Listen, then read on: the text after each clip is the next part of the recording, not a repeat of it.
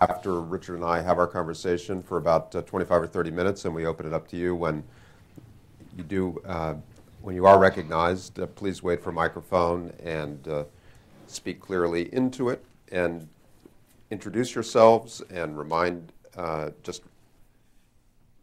that you're on the record. So we'll talk for a little while, and then we'll invite you in, and look forward to that part of it. Richard, we were talking in the ante-room a little bit about just a writer's question, if you don't mind my starting with that. You've written plenty of important and thoughtful analytical books about foreign policy, but you've never constructed a work of history this way. And I just wondered if you'd talk a little bit about how you went about it. Had you kept notes? How did you reconstruct the narrative of the first Bush administration, and how did you find the experience? Because it's different than doing analytical work.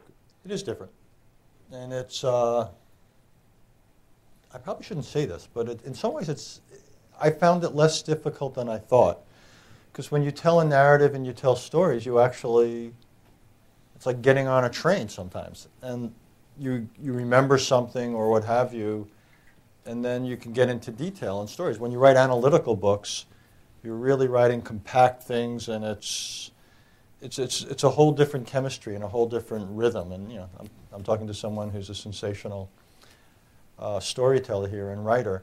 It was a combination. I remembered a lot. I had some personal notes, but not a lot. Much of the Bush 41 administration, a lot of stuff's been declassified. Less so of Bush 43, but they allowed me to declassify some things. I did probably, 10 or 15 or 20 interviews with people. Plus about 15 people were good enough to read it and comment. And what I did was strategically chose people to read it who were experts on various parts of it, and were part of this administration or that, or knew this issue or that. And every person not only corrected things, but filled in gaps. So, and I went through a ton of secondary literature, which jogged my memory. So it, in this sense, in some ways, wrote itself in many ways, much more than any other book I've ever done. So as a reader of memoirs and of history, in going through that process, what did you learn about the reliability of your own memory? I'm tempted to say I can't remember. It's often quite funny because you say, well, this is the way I remember, and I'd have a conversation with Brent Scowcroft, and he had a completely different memory, and neither one of us can prove the other one's wrong. So I said, well, this is my book, and I'm saying it this way. And I proved me wrong. It's okay. It's not great. Having just on my way here today, walking on the street, run into someone, and I couldn't remember how it was I knew him, tells you probably something. So it's uneven. That's, again, the reason I subjected. I mean, I think it's always a good idea when you write a book, a manuscript, to have all sorts of people review it beforehand who bring different strengths to it than you do. You tend to then be surprised less when you actually publish it. Also, let me say one other thing. I didn't write this to be the authoritative history. What I try to do is write something of a hybrid, part history, part memoir, part foreign policy analysis. But it's quite short, as you see. And this is not an exhaustive book. This is a book that covers both two administrations, as well as, to some extent, the lead up for dozens of years before Bush 41, as well as the time in between them. So essentially, any one of the chapters could have been a book or more. So I didn't feel the pressure of remembering everything. I wanted to be selective. I've seen too many memoirs by people that rivaled the Yellow Pages. And that, to me, wasn't it. I actually wanted to produce a book that had a chance of being read. Mm-hmm. So I didn't feel the pressure of detailing everything or remembering everything. And to some extent, if I remembered it, the basics, then that probably told me it was important. And there's a lot of stuff that fell out because, again, I didn't set out to write the authoritative, Oxford or whatever it was, history of these events.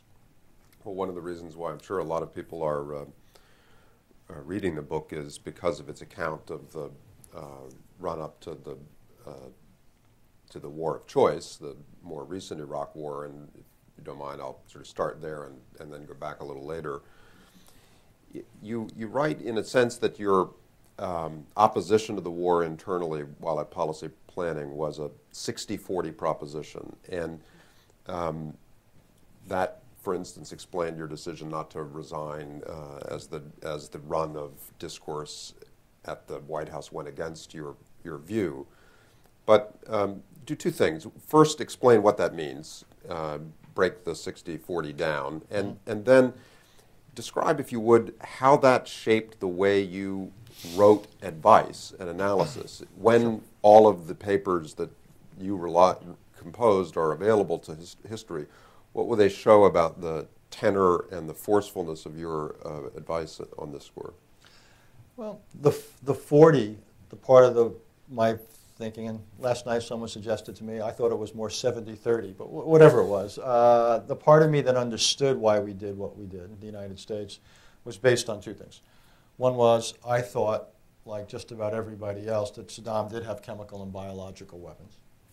And secondly, there was continuing evidence of Iraqi selective noncompliance with UN Security Council resolutions, in particular not providing the informational base that the weapons inspectors were required to be provided. The larger side of the equation, which is why I was against it, and the reason I think it was and thought it was a war of choice, is that Saddam hadn't done anything new. And just as a 10-second aside, it's the reason that the use of the word preemptive by the administration was simply flat out wrong. This was not an imminent threat. There was nothing new that had happened. This was a preventive war, not a preemptive war. That I thought that we had other available policies. In particular, I do not believe the United States made a concerted effort to shore up the sanctions, which granted were getting weaker, but I thought there were things that could and should have been done to have shored up the sanctions. Plus, I believe, in some ways it echoed my arguments a decade before or so, that getting into Iraq would be extraordinarily difficult given the nature of Iraqi society. And I just feared that this would prove to be an extraordinarily expensive undertaking by every measure of the word expenses. So for all those reasons, I understood the case, why people in the narrow could argue for the war, but I thought the clear preponderance of the argument was on the other side. And so then how did you shape your argument internally? Well, initially, and for quite a while, I would write memos about what I thought were alternative policies. And actually, I continued doing that up to January 2003. So one track was a track saying, here's an alternative approach. And it was things like we could have this much force in the region, war crimes trials, strengthening sanctions, what have you. I had a 5 or 6 part approach that I thought we could live with as an alternative going to war, which honestly would not have solved the problem. And Saddam Hussein would have arguably remained in power, but I believe would have managed the situation at an acceptable cost, which then I argued would have freed the United States up to do everything else I wanted it to do in the world. So that was one track, which was a track of there is an alternative, which I believe was both viable and preferable.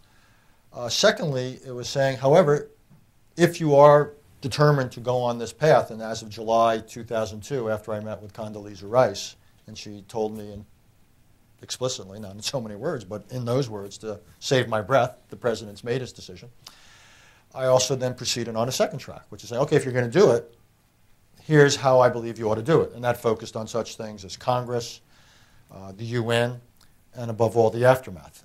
And actually, in the book I got declassified one of the longest memo actually I ever wrote while I was in government, which is Lessons of Nation Building from a Century of American Experience. So I essentially operated on 2 tracks, which was, if you will, the macro argument, why it wasn't, I believed, a good policy, and then the micro argument, if you will, however, if you're determined to do it, here's how to do it, I believe, in the best possible way. And what do you think the record shows about where your 2 principals, Secretary Powell and Deputy Secretary Armitage, were in relation to those 2 tracks over what period of time? Did they shift around the same time as you did in their focus? July 2002? You were still writing these alternative policy memos. Was that still a serious argument in their minds through the fall? I would say by August, no. By the time Powell had his dinner with the president and Condoleezza Rice up in the residence, it was pretty well clear where the president was heading. And he focused his efforts on the congressional and international angle. Again, he made it clear that what he in particular thought would be the difficulties and the opportunity costs, and the phrase, I can't remember if he or I was the one who came up with it at first, that this was going to take the oxygen out of the room of American foreign policy, essentially telling the president that there's tremendous opportunity cost here. But if, again, you're prepared to proceed, here's how to, again, maximize domestic and international support. What I think was frustrating before the summer of 2002 is that this issue wasn't quite teed up, to say the least, in a formal way. There never was an NSC meeting which was devoted to a systematic scrub of this issue. You know, and I think I wrote in the book that this is an issue that wasn't so much made as it happened. Historians will be unable to pinpoint the meeting or the moment where this was argued out in its totality, and the president said, "Well, based upon there wasn't a judge-like moment." Again, it evolved, and I can't say for sure. This will probably come out of the president's memoirs. When he crossed the Rubicon, my hunch it was somewhere after 9/11 and before the summer of 2002. But I can't pinpoint it much better than that. Well, and we may never know, because memoirs, as we started talking about, are themselves a form of access but not reliable. And because there was never this formal decision-making process, there isn't the sort of contemporaneous record of debate and decision that you would expect around something like this. So that leads to this question, with all of this information still on the record about how it happened, there's still, at least to my reader's eye, fundamental sources of mystery about the why. Yes. Well, if you recall, there's a certain magazine you're associated with where I was interviewed by one of your colleagues there, and I said at the time I would go to my grave, never quite understanding why this happened. That's probably still true, but I believe I have a better sense now after having written this book. So let's plumb that, not just with the, maybe we'll get to the president last, and maybe you can kind of narrow the mystery for us, because it's the framework of your own book's title that, to some extent, suggests one way to think about the mystery, which is, to what extent did Don Rumsfeld, the vice president, the national security advisor, and the president truly believe and decide, for example, that they were fighting a war of necessity? And to what extent was it, even in their minds, their understanding, a war of choice that they were prepared to sell, in effect, as a war of necessity? I believe, even to them, it was more of a war of choice. And what they saw was a choice that had tremendous upsides and very modest downsides.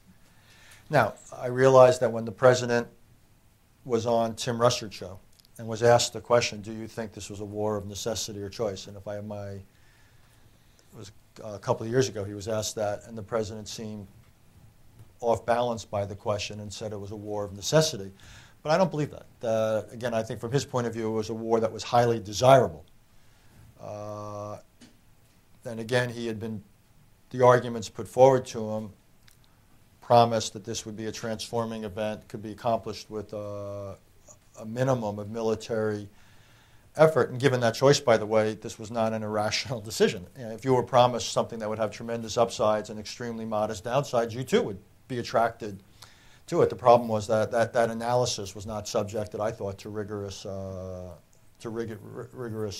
scrutiny. So if it was a choice for all four of them, do you think that there were variations in the way that they would have defined what the choice they were making was? And if so, what would those variations have been? No, I believe all of them were making if I understood you, Stephen, all of them were making the same choice. But to what effect? What was the choice that they saw themselves making, the effect that they saw themselves having? My hunch is there may have been a different, where someone like a Secretary Cheney might have been emphasizing more the avoidance of a calamity, that you would get rid of Saddam Hussein, that it would do away with all the weapons of mass destruction that people thought that he held, and the vice president clearly held the worst possible case version of it in terms of the emphasis on the nuclear. So I think a lot of his argument, if you will, was the avoidance of what he thought was a highly likely negative.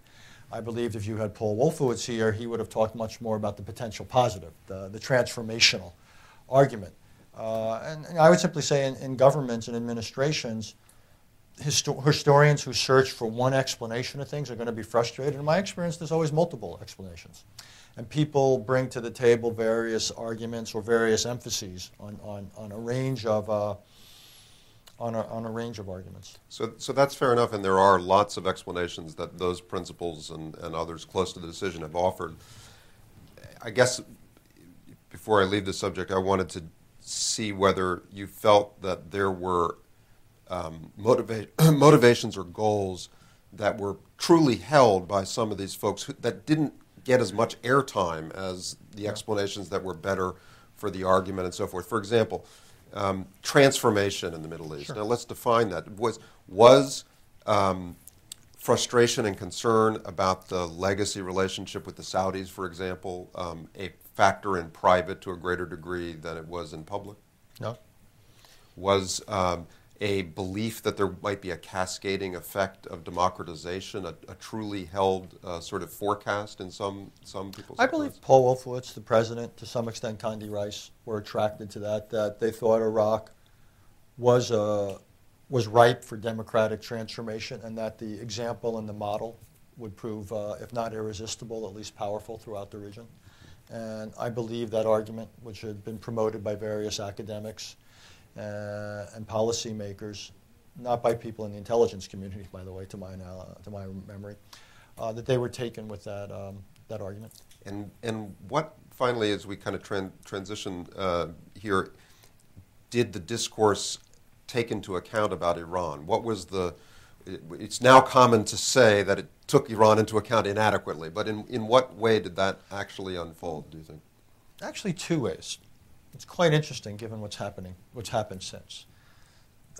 People who argued for the war saw this as putting pressure, success vis-a-vis Iraq would constitute pressure against Iran, that the Iranians would feel vulnerable or threatened and would somehow behave better. That was part of it. Second of all, they thought they would bring about a friendly pro-American Iraq that had ousted Saddam Hussein that would be a good partner of the United States. All this is, shall we say, ironic or worse, because what we've seen is an Iran that is no longer balanced by Iraq, and Iran has been free to essentially become an imperial power in the Middle East. Indeed, I would say Iran is the great strategic beneficiary of U.S. policy towards Iraq, which, needless to say, was an unintended consequence. Was it even forecasted or discussed as an alternative scenario? Not systematically, but I had argued then, and I argued years before. I remember one of the arguments I made in 1991 about stopping the war was that we wanted an Iraq that was still strong enough to balance Iran. And I know I say balance of power considerations are perhaps politically incorrect or unfashionable. Doesn't mean they're wrong. And now tell the story, since not everyone here will even know that it's in the book, about your own encounter with the vice president while working on the Iran account. First of all, you were, as I understand it, an advocate then for forms of engagement, which were in fact, in the time that you were at policy planning, underway in the context of the Afghan contact group. Yeah, so first explain what you were working on and then why it became apparently a matter of interest, some of your communications while traveling abroad to the office of the vice president. I wrote a regular series of memos. I almost alternated at times between arguing for engagement with Iran and engagement with North Korea. The memos bore a striking similarity. And I basically said these are two very unattractive countries that are doing some very unattractive things. But I believe that negotiations could perhaps build international pressure on them and put some sort of a ceiling on what it was they were doing. And I lost out in both cases, but particularly Iran, on the basis that there were those in the administration who thought any sort of diplomatic interaction was not only morally wrong, but they thought would essentially preserve a regime. And their whole goal was regime change. And they thought that diplomacy would be the extension, to use the cliche, of the life raft. And so people like me who argued for diplomatic interaction with either Iran or North Korea lost. I remember trying to sell the idea that we should get Iran into the WTO. And I said I thought getting Iran to sign up more to the rule of law, I thought it would put more transparency there. It would limit the corruption and the flow of funds to the foundations, the so-called bonyads. And no one had substantive arguments against me other than they were against anything which seemed to suggest that the Iranian government had legitimacy. And I said, but regime change isn't a strategy, it's a wish. But I could not win the argument with Iran. I could not win the argument with North Korea. It was only later in reading Angler, the biography of, or I guess it's a biography. Yeah, it's a chronicle of the vice presidency, I guess. Under Dick Cheney, by Bart Gellman, where I came across this passage that said that while I was traveling in the Middle East, the vice president's office had asked for and received NSA intercepts of my conversations on the basis that I was having unauthorized conversations with Iranian officials, which, needless to say, was untrue. But I did have a fairly hilarious sequel to it. At least I thought it was pretty funny. Where right when the book came out and somebody, I think it might have been the New York Times Review, highlighted this fact, I got a call from someone who was in the vice president's office, one of his senior advisors, just wanting to let me know that he wasn't the source. And I said, that makes me feel better. So, welcome to Washington. Yeah, exactly. Perhaps not the subject. Well, obviously, let's just take a minute to hear you on Iran today. What do you think the opportunity really is, and what is the relationship between kind of incremental steps and the prospect of a more ambitious, comprehensive negotiation for the Obama administration? With Iran, all things being equal, time has not served us well. Iran, as I said, has been the great strategic beneficiary of the last 6 to 8 to 10 years. It's also advanced far down the road. It's now, it's producing low-enriched uranium on an industrial scale. The one strategic development that is in our favor is over the last year, which is the reduction in the price of oil from approximately $150 a barrel to just over $50 a barrel, which has put pressure on the Iranians, but that only came, if you recall, after years of financial buildup. We've got 3 options with Iran. We've got a negotiated option, we've got a military option, and we've got a living with an Iranian nuclear or near-nuclear weapons capability. Of the 3, I would obviously favor the negotiated option. I just don't know if it'll work. So we will obviously take a run at it, we, the United States. The Europeans will support us. I don't know to what extent we can get Russian and Chinese support. I would essentially, though, tell the Iranians that there's a deal to be had, that I don't think we can get them completely out of the uranium enrichment business at this point, as much as I would like to. But essentially said, we would say our willingness to enter into a deal and not introduce new sanctions or even do away with existing sanctions would depend upon what sort of limits they were prepared to accept and what sort of transparency they were prepared to enter into. I don't know if such a deal can be had. I think it depends in part upon how good we are at crafting a package that gains international support, particularly in Moscow and Beijing, because we won't have trouble getting European support. And it depends upon Iranian politics and economics. Whoever wins the Iranian election, what sort of position he has. I don't know if we can come up with an outcome we can live with, and I worry that the pace of technology and enrichment may be going faster than the pace of diplomacy. And my hunch is sometime this fall, we, the United States, and the Europeans are probably going to get frustrated with the pace of negotiations. My last encounter with a senior Iranian official got absolutely nowhere, since all he wanted from me were apologies for alleged American crimes or what have you against Iran. And if that was an indication of what the negotiation is going to be like, and I fear it will be, again, I worry that the pace will not go. So what do you think the Iranian, to the extent that there is an Iran that makes decisions, do you think that their strategy essentially is capacity building and indefinite sort of reserve management of that established capacity without weaponization, without deployment? That's my guess. My guess is, given the possibility of military strikes, given Iran's economic situation, somewhere between my hope and my prediction is that Iran will not cross the threshold, at least in their acknowledged program, beyond large amounts of low-enriched uranium. By the way, to get from low-enriched uranium to high-enriched uranium requires two steps. It requires reinforcing centrifuges and additional spinning.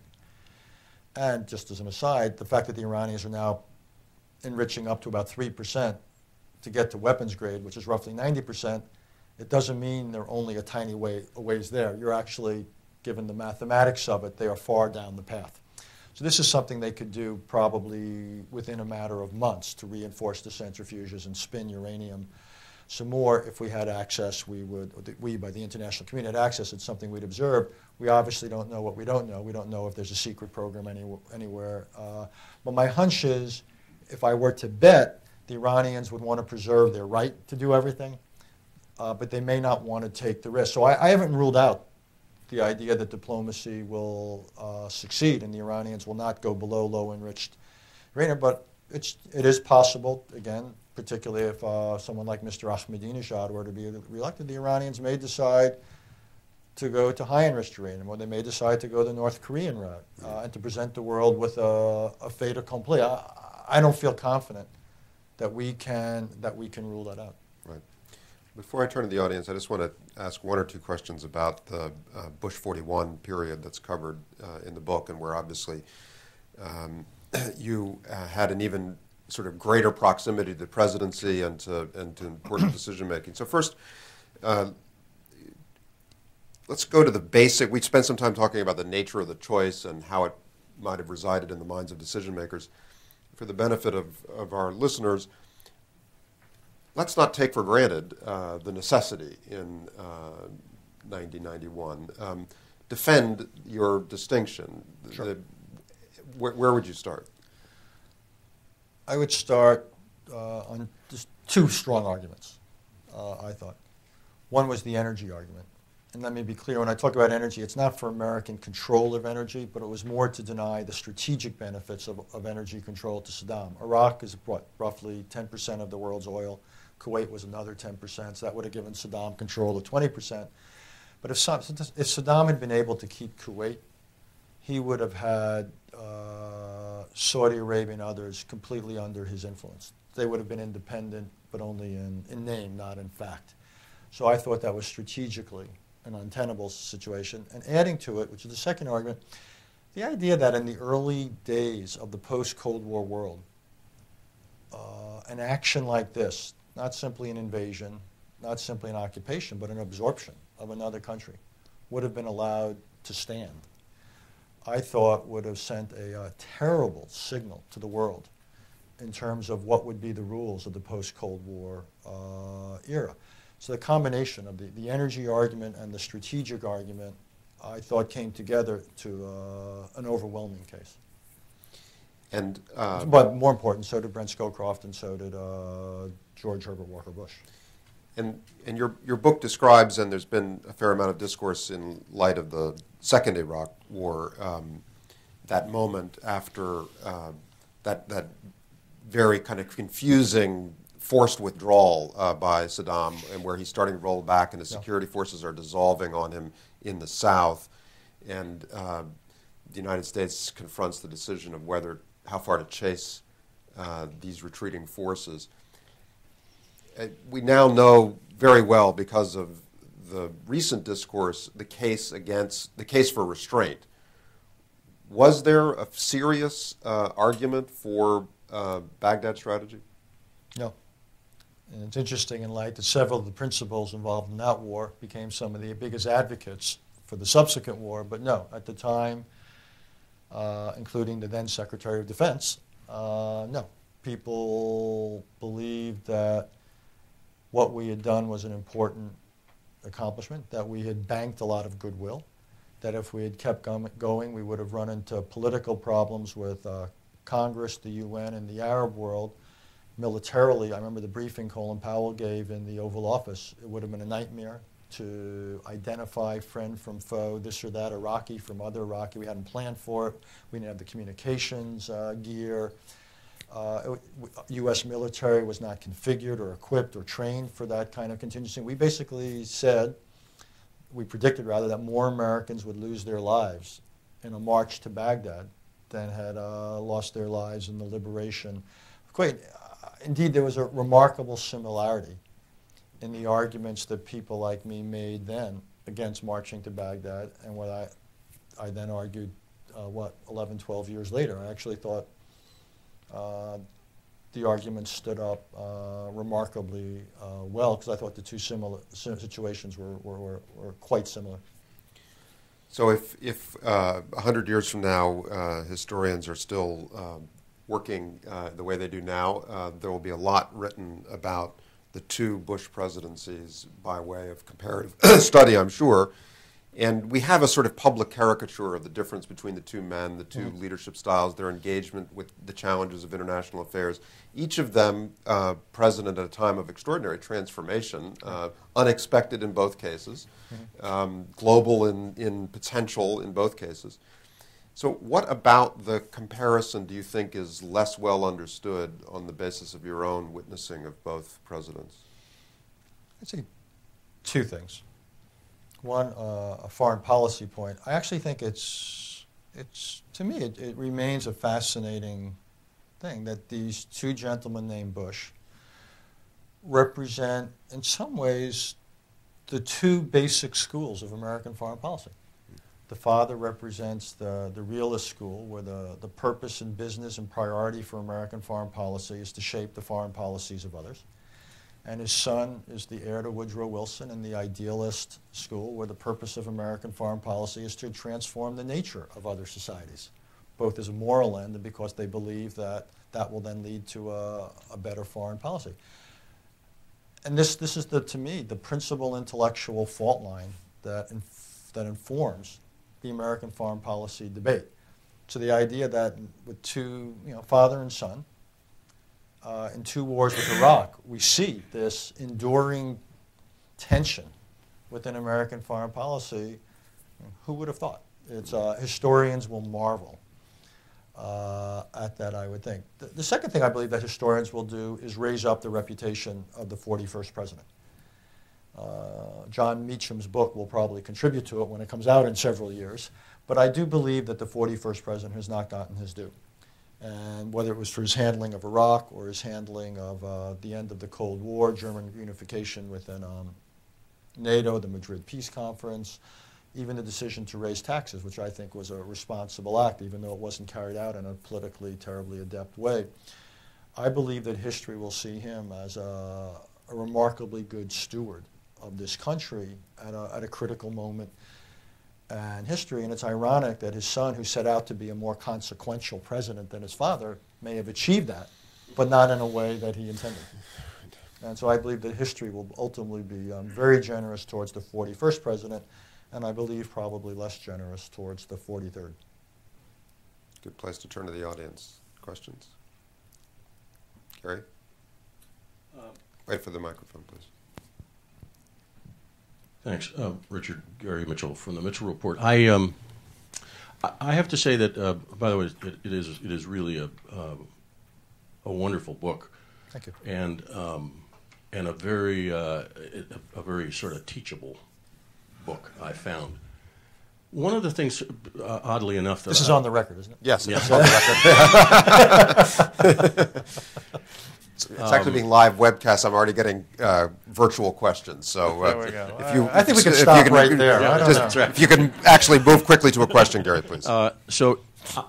One of the things that I found most interesting was the sort of, I'd call it almost a lamentation that you do at the end of the War of Necessity about how you were surprised by how many people you respect who were against that war.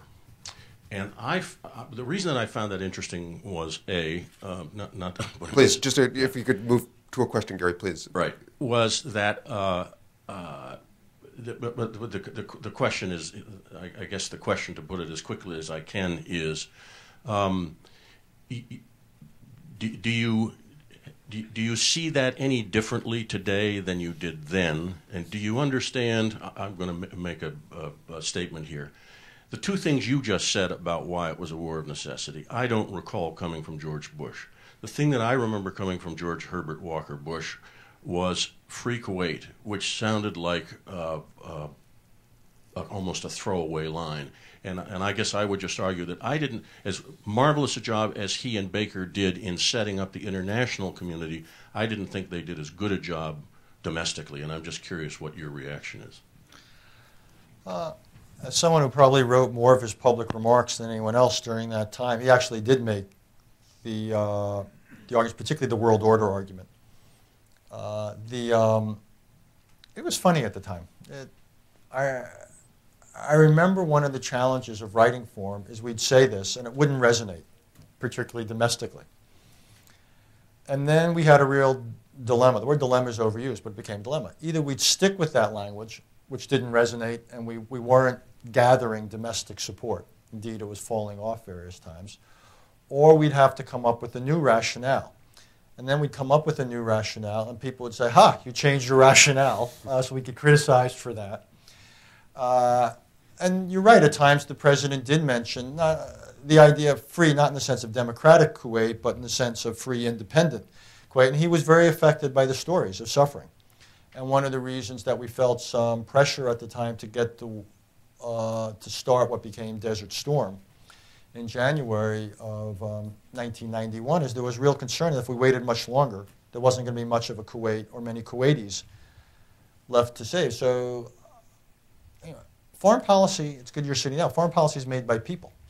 And geopolitical arguments influence people, yes, but so do personal arguments. And I think the president was genuinely offended, not just by the strategic macro reality of what Saddam Hussein had done, but also by the personal consequences of what he had done in terms of the hardship and casualties and suffering. Why it didn't have, it is to me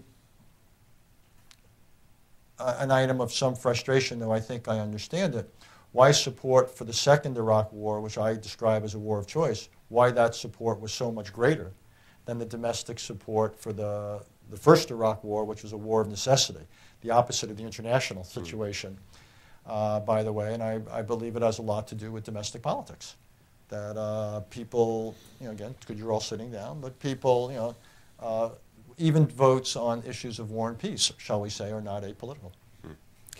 So we at New America admire your leadership of the Council, and particularly in sincerity, the work you've done to build the Council's website. And so we're all very webby here ourselves, and this is a live webcast. And one of the viewers online is a guy named Steve Clemens, who you may have heard of, and he has emailed in a question, which has been messengered to the stage. Amazing technology. Amazing technology. I'm going to have to take my glasses off to do this, however.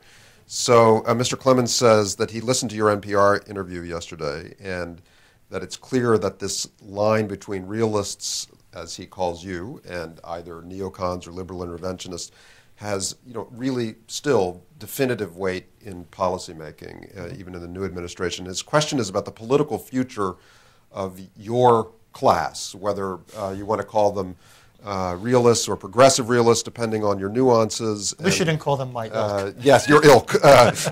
And who simply want to restore, or those who just want to restore some sense of pragmatism to American foreign policy that considers costs and opportunities in the same equation. So here's the question: what should be done to restore the ranks of those who think along these terms? Can your thinking, Scowcroftian, Haassian thinking, which has been failing in comparison to the rise of schools dominated by Albright, Samantha Power, Susan Rice, Crystal, Boot, Abrams, Wolfowitz, these are his categories, become consequential and dominant again?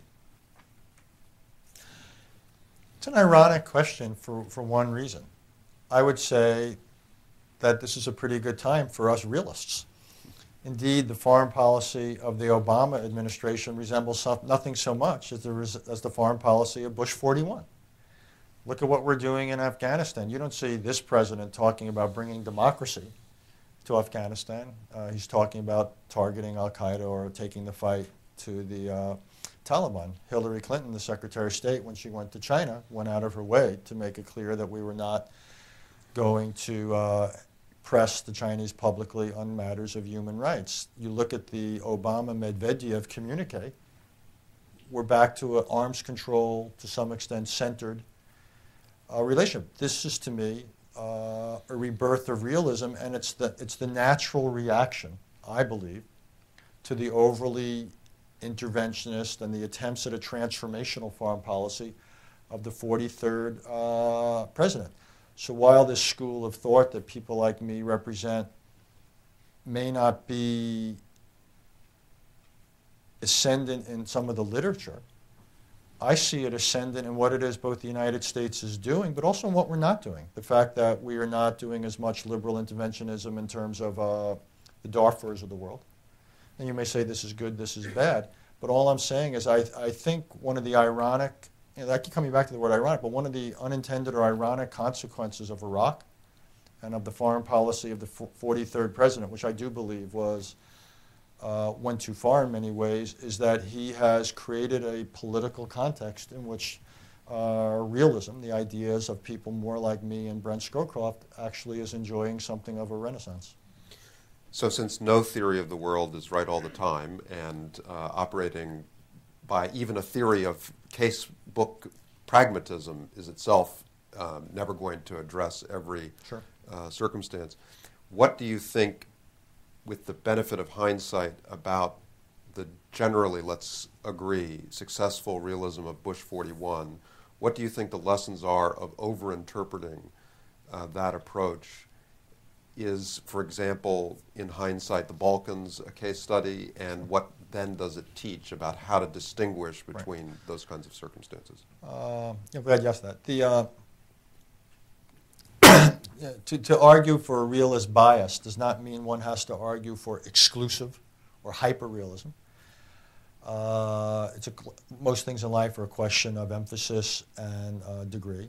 It also does not mean, let me be clear, that wars of choice are per se bad. Wars of choice can be, in some cases, totally justifiable if the likely benefits outweigh the likely costs of in the use of military force, and if the likely benefits and costs of using military force look better than the likely benefits and costs of adopting other policies. If you can design interventions that can accomplish considerable good at limited costs, and again, it beats the likely consequences of other policies, then you should adopt them. So I thought in the Balkans we could have done just that, and ultimately we did. So I thought that there's a danger with an overly narrow or pinched realism. It will lose some domestic support here, and you lose opportunities to excuse me, to accomplish things. Yes.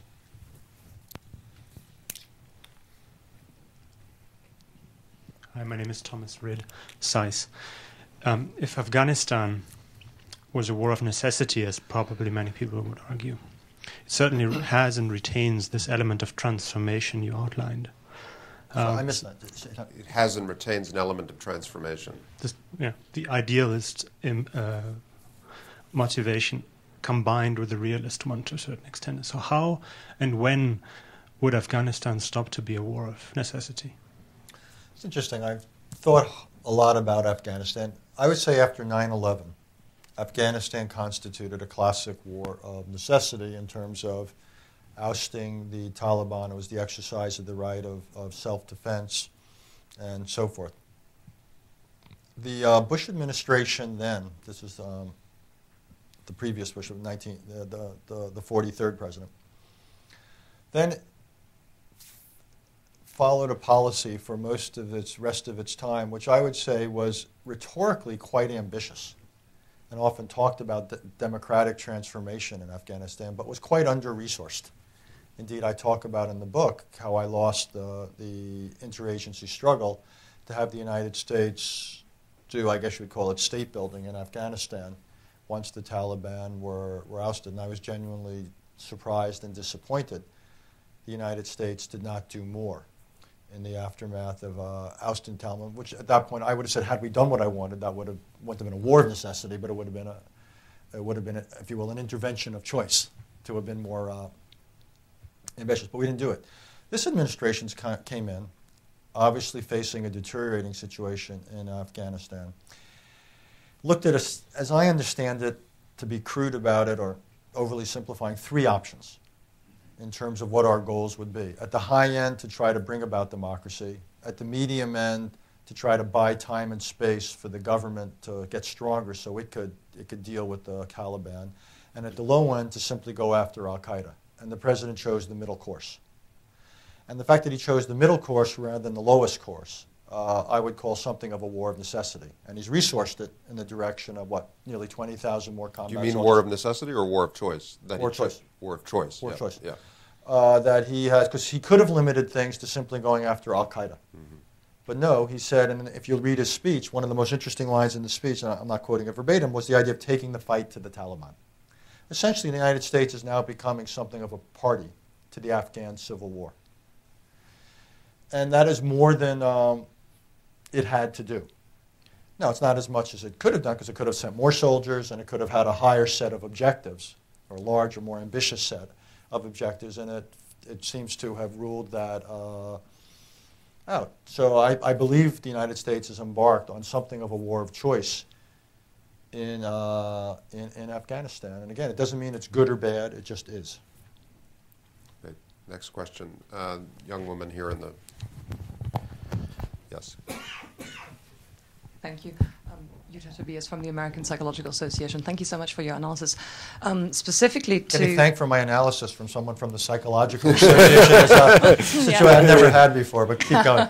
That's exactly my question. To your comment, related to your comment on the rigorous analysis of, the arguments to go into Iraq for the second time, what are your thoughts on why it was not analyzed as well as it could have been? And what are your recommendations to avoid this groupthink that we call it from happening again? Thank you.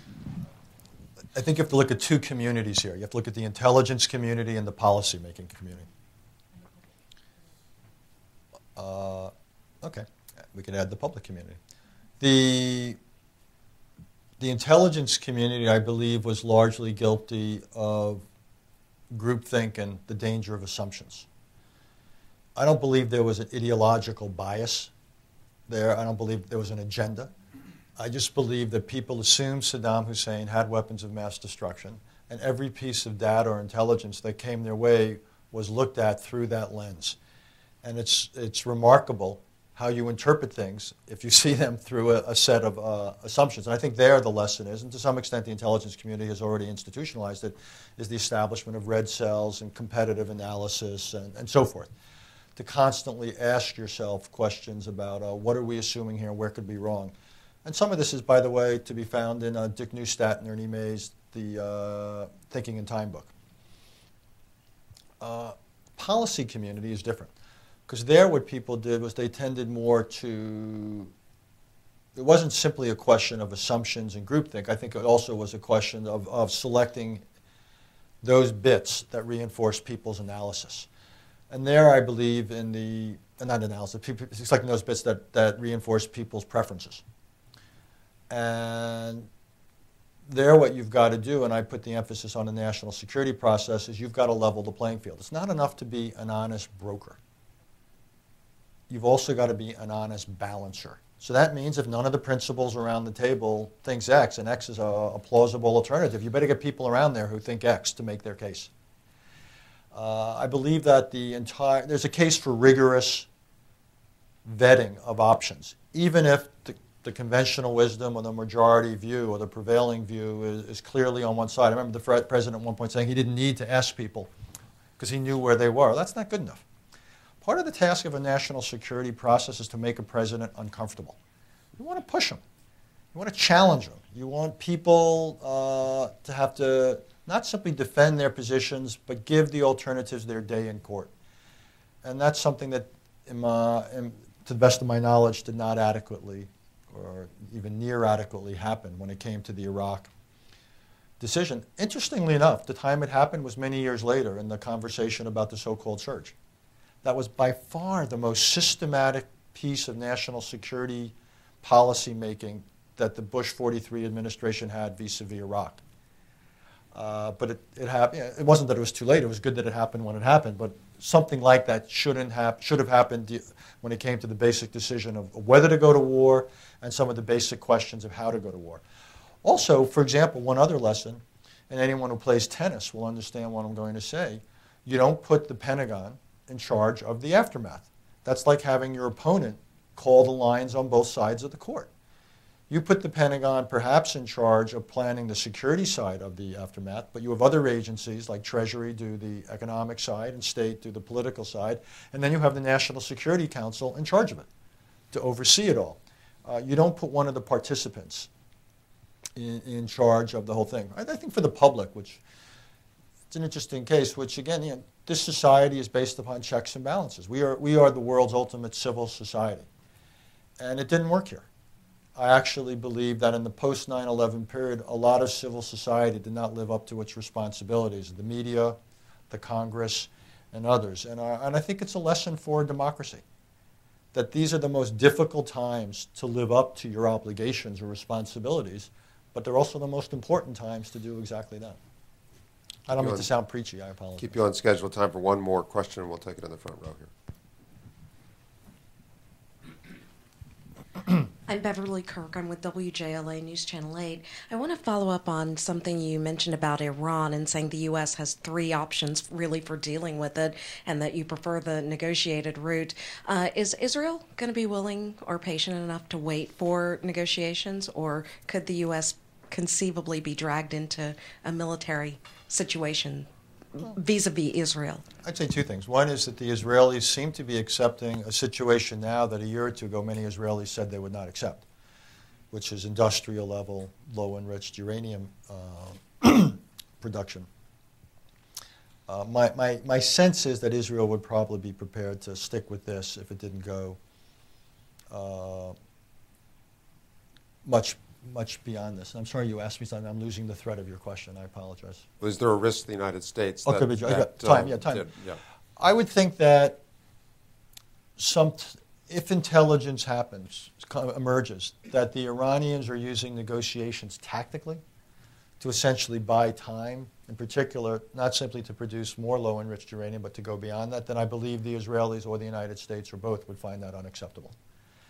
But at the end of the day, Israel's going to have to make its decisions. The United States is going to have to make its decisions. I don't believe we're there yet. And for both Israel and the United States, we would have to think about the pros and cons of a military strike, not simply what it is we could destroy, but how the Iranians would retaliate. And we would have to think about the pros and cons of living with a near nuclear or actual nuclear weapon capability, which I would believe would have some highly unfortunate, to say the least, consequences, including placing the Middle East on a hair trigger. Imagine how some recent crises would have likely played out if you had Israeli and Iranian nuclear arsenals, and also the threat of Iranian either loss of control or transfer of nuclear materials, as well as the knock-on effect. I mean, the Middle East, in my experience, is plenty difficult enough as is without having a couple of Arab countries joining in Israel and in Iran in the nuclear arena. So I find, again, the, if you will, tolerance, that last scenario, if Iran gets to crosses another threshold, highly unattractive. I find the military one unattractive, which again is why I believe the negotiating one is by far preferable. And I think in today's papers I saw some article about this fall, what I think there'll be what my friends in the Navy call a rudder check. And people will look at the negotiations and say, are these proceeding what appears to be a reasonable pace? Is Iran negotiating in good faith? And if it's not, then I believe what we need to do, and with the Russians and the Chinese in particular, is make clear what would be the costs of Iranian foot dragging, and I believe it would be to up the sanctions. I also believe, by the way, that the United States and the rest of the international community ought to make our offer public. I believe we ought to introduce it into the Iranian political debate. Let the Iranian regime defend to its own people why it is persisting in a course of action that results in a much lower standard of living for the Iranian people. Let them defend or explain to the Iranian people why they would sacrifice so much economically if they're not being asked to give up their quote-unquote right to enrich. If basically the world makes them a reasonable offer that would have tremendous benefits for Iran, I believe that ought to be made public. We ought to, diplomats like to work in secret. I think we should work in the public space. Iran it's not a democracy, but there's important open aspects of Iranian politics. Let the leadership there defend what I believe would constitute a high-cost option for Iran. And again, I think there's a chance that we could maybe accomplish something here. But again, there can't be an unlimited time period, and that's where again I believe there have to be not deadlines, but Iran has to understand that if it appears to be using again negotiations as a tactical device to buy time, that would incur costs. Thank you, Richard. Thank you, folks here in the audience with us, and for those of you online and on television. The book is called War of Necessity, War of Choice. There's a keyboard next to you, www.amazon.com. Couple of yeses, and you're on your way. Please join me in thanking Richard for taking a very rich hour. Thank you. Thanks, sir.